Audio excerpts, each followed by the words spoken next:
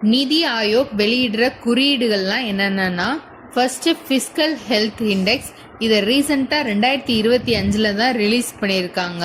அந்த குறியீட்டில் முதல் ரேங்க்ல இருக்கிறது ஒடிசா மாநிலம். நம்ம தமிழ்நாடு 11வது இடத்துல இருக்கு.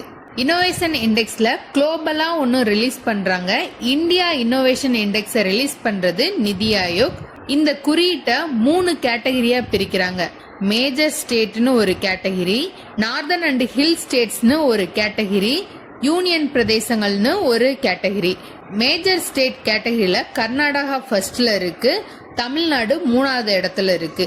ஹில் ஸ்டேட் கேட்டகிரியில மணிப்பூர் ஃபர்ஸ்ட்ல இருக்கு, யூனியன் பிரதேசங்கள் கேட்டகிரியில சண்டிகார் ஃபர்ஸ்ட்ல இருக்கு.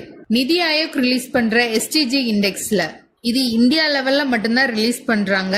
அதுல கேரளாவும் உத்தரகாண்டும் ஃபர்ஸ்ட் பிளேஸ்ல இருக்கு, தமிழ்நாடு செகண்ட் பிளேஸ்ல இருக்கு.